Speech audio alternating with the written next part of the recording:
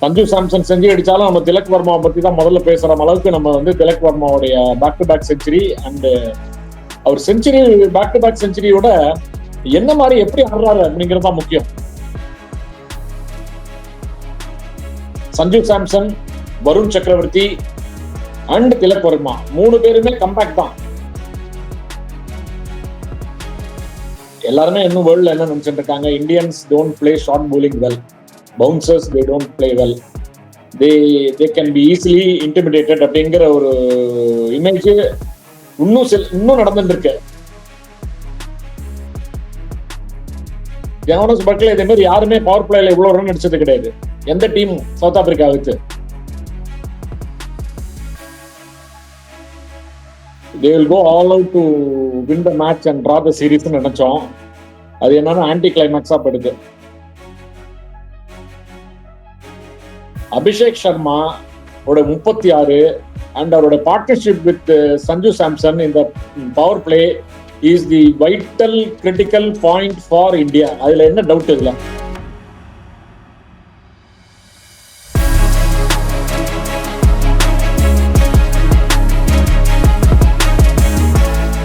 Welcome to cricket only. நான் உங்கள் ஈஸ்வர்.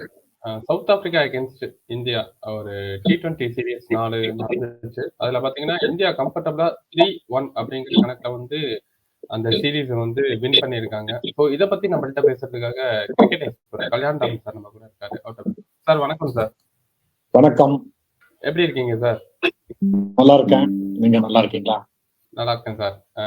நேத்திக்கு மேட்ச் ஜோஹானஸ்பர்க், அங்க வந்து இது வரைக்கும் யாருமே அடிக்க முடியாத ஒரு இமாலய ரன்னை வந்து இந்தியா அடிச்சு ரெக்கார்டும் பண்ணியிருக்காங்க. And then Tilak Varma back to back century எப்படி இருந்தது? நேற்று பிரமாதமான ஆட்டம் இந்தியா. ரொம்ப கம்ஃபர்டபுளா, நீங்க சொன்னீங்க கம்ஃபர்டபுள் வின்னு, மோர் தென் கம்ஃபர்டபுள் வின்னு. எதிர்பார்க்க முடியாத லெவலுக்கு இருந்தது. எல்லாரும் நினைச்சோம் ரொம்ப டஃபா இருக்கும். 2-1 அவங்க வந்து they will go all out to win the match and draw the series நினைச்சோம். அது என்னன்னா ஆன்டி கிளைமேக்ஸா போயிடுது. அண்ட் முக்கியமான விஷயம் என்னன்னா, நம்ம இந்த சீரீஸ் டிஸ்கஷன்லாம் நம்ம பேசிட்டு இருக்கோம் பவர் பிளே. இன்னைக்கு கேம் இந்தியா இந்த மேட்ச்ல பவர் பிளேயர் நல்லா ஹேண்டில் பண்ணிட்டாங்க. பேட்டிங்லயும் சரி போலிங்லயும் சரி. நம்ம போலிங்ல வந்து நம்ம போலிங் போடச்சே ஹர்ஷதீப் வந்து சவுத் ஆப்பிரிக்கனுடைய பேக் போன் பிரேக் பண்ணிட்டாரு கம்ப்ளீட்டா. ஒரே ஸ்பெல்ல பவர் பிளேல 3 ஓவர் போட்டாரு அவரு. கம்ப்ளீட்டா பிரேக் பண்ணிட்டாரு. அது ஒரு பெரிய ரீசன். அப்கோர்ஸ் பேட்டிங் நீங்க சொன்ன மாதிரி திலக் வர்மா, சஞ்சு சாம்சன் செஞ்சு அடிச்சாலும் நம்ம திலக் வர்மாவை பத்தி தான் முதல்ல பேசுற அளவுக்கு நம்ம வந்து திலக் வர்மாவுடைய back to back century and அவர் செஞ்சுரி பேக் டு பேக் செஞ்சுரியோட என்ன மாதிரி எப்படி ஆடுறாரு அப்படிங்கிறது தான் முக்கியம். அவர் அப்படி ஒரு சுப்ரீம் கான்பிடன்ஸ், அப்படி ஒரு கிரேஸ்ஃபுல்லா ஆடுறாரு, அதே சமயத்துல பவர்ஃபுல்லா ஆடுறாரு, ஸ்ட்ராங்காவும் ஆடுறாரு. அண்ட் இது பெரிய பெரிய most impacting win in T20 cricket for India in abroad. இந்தியாவில் நிறைய மேட்ச் நம்ம ஜெயிச்சிருக்கோம். இப்போ கூட பங்களாதேஷ் எடுத்து 297 ரன் ஜெயிச்சோம். பட் இந்த victory in South Africa in Johannesburg can be considered as one of the best performance by Indian team. ஏன்னா நீங்க எல்லாருமே சொல்லியிருந்தீங்க, கணிச்சது என்ன அப்படின்னு பார்த்தா 2-2 அப்படின்னு தான் முடியும் தான் எல்லாருமே சொல்லியிருந்தீங்க. அப்படியே ஆப்போசிட்டா நடந்த போது எப்படி இருந்தது? as an Indian we are all very happy. சந்தோஷமா இருக்கு.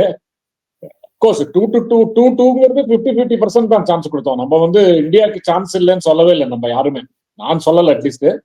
அண்ட் நிறைய பேர் நம்ம வின் பண்ணுவோம்னு எதிர்பார்த்தோம், பட் இவ்வளவு ஈஸியா வின் பண்ணுவோம்னு எதிர்பார்க்கல. அதுதான் முக்கியமான point. And credit to the Indian team management. And even Abhishek Sharma கூட we have to give lot of credit to yesterday's batting. அந்த பவர் பிளேல நீங்க பாத்தீங்கன்னா ஃபர்ஸ்ட் 4-5 ஓவர் தான் பந்து பிச்சு வந்து ஃபாஸ்ட் பவுலர்ஸ்க்கு ஹெல்ப் பண்றது. ஓரளவுக்கு பவுன்ஸ் இருக்கு, ஓரளவுக்கு பேஸ் இருக்கு. செகண்ட் இன்னிங்ஸ்ல ஸ்விங் ஆச்சு. அவங்க ஸ்விங் ஆனது காரணம் கண்டிஷனா இல்லைன்னா வந்து இந்தியன் போலிங்கோட போலர்ஸோட ஸ்கில்ஸான்னு தெரியாது நமக்கு. அது வந்து that is very debatable point. But first 4-5 ஓவர்ஸ்ல இருந்த லைஃப் அவங்க எக்ஸ்ப்ளாய்டே பண்ணல பிச்சில். அவங்க நினைச்சாங்க சரி இன்டிமிடேட் பண்ணி இந்தியாவை ஷார்ட் பால் போட்டு இன்டிமிடேட் பண்ணி 2-3 விக்கெட் எடுத்துலாம் நினைச்சாங்களோ என்னமோ தெரியல. அதே மாதிரி ஷார்ட் பால் நிறைய போட்டாங்க. அண்ட் அபிஷேக் சர்மா முதல்ல கொஞ்சம் ஒரு ஓவர் ஸ்ட்ரகிள் பண்ண மாதிரி இருந்து அப்புறம் சுதாரிச்சுட்டு நல்லா அடிக்க ஆரம்பிச்சிட்டாரு. சஞ்சு சார்மன் ஒரு கேட்ச் மிஸ் பண்ணாங்க, சொல்லவே இல்லை. கேட்ச் மிஸ் பண்ணாங்க, பட் அதான் ஜஸ்ட் பார்ட் ஆஃப் கேம். ஒரு கேட்ச் மிஸ் பண்றதுங்கிறது பார்ட் ஆஃப் த கேம். அது சான்ஸ் கிடைச்சா அதை எக்ஸ்ப்ளாய்ட் பண்ணிக்கணும், அதுதான் ரொம்ப முக்கியம். அதை பண்ணிட்டாரு அவரு. 36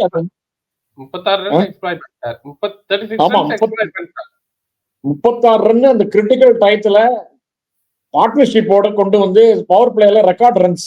ஜோனஸ் பர்க்லே இதே மாதிரி யாருமே பவர் பிளேல இவ்வளவு ரன் அடிச்சது கிடையாது எந்த டீம் சவுத் ஆப்பிரிக்காவுக்கு. அதே ஒரு பெரிய ரெக்கார்டு. இந்தியாக்கு என்ன சார் கிரிட்டிக்கல் அந்த நேரத்துல? ஃபர்ஸ்ட் விக்கெட்ல என்ன சார் கிரிட்டிக்கல் இருக்கு? ஃபர்ஸ்ட் விக்கெட் கிரிட்டிக்கல் இல்லையா? கிரிட்டிக்கல் சிச்சுவேஷன் சொன்னீங்களா? கிரிட்டிக்கல் சிச்சுவேஷனுக்கு அங்க ஒண்ணும் பெரிய ஆமா, critical situation is the conditions. அந்த ஒரு நேரத்துல தான் pitch conditions is favourable to bowlers. அந்த நேரத்துல வந்து ஒரு பேட்டிங் பவுலிங்கே டெஸ்ட்ராய் பண்ற மாதிரி 2 பேரும் ஆனா அது வந்து அவங்களுடைய முறைகளுக்கு அப்செட் ஆயிடுது. அவங்க பிளான் எல்லாமே அப்செட் ஆயிடுது. நீங்க பாத்தீங்கன்னா அப்படி பார்க்க போனா 30-20ல பாத்தீங்கன்னா சஞ்சு சாம்சன் டக் அவுட் ஆனாரு. அதனால ஏதாவது கிரிட்டிக்கல் சிச்சுவேஷன் மாறுனுச்சா? இல்லையே மேட்ச் நல்லா தானே போச்சு.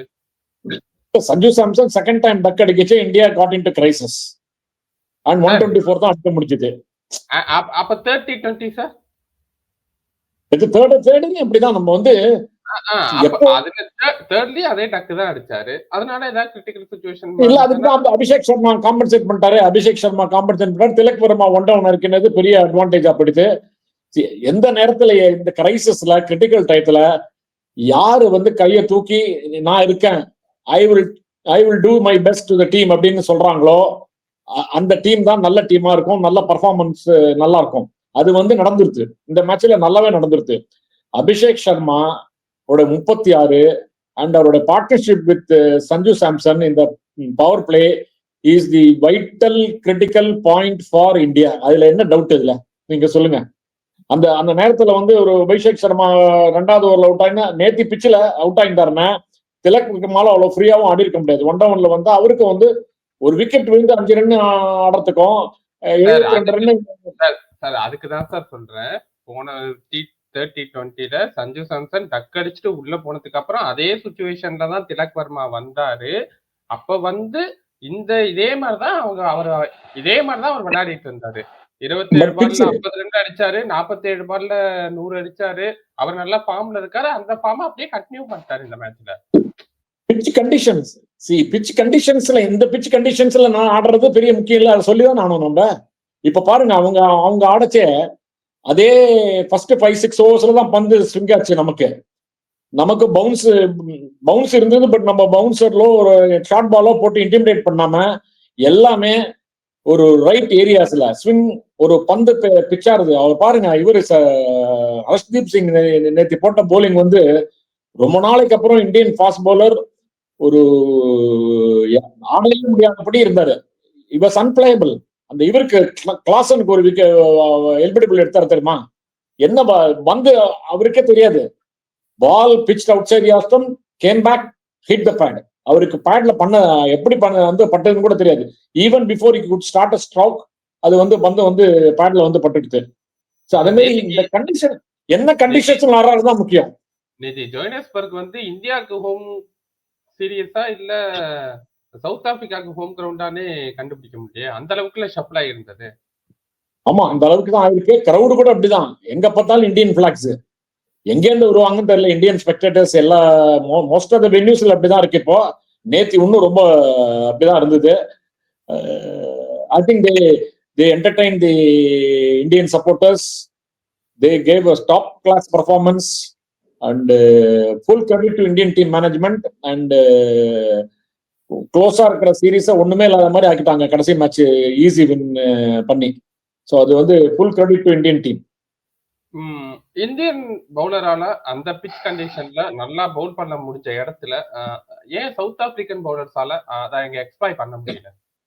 அதான் நான் முன்னாடி சொன்ன மாதிரி they thought that pitch has got pace and bounce. அதனால வந்து ஃபுல் ஸ்பீடு ஷார்ட் பால்ஸ்.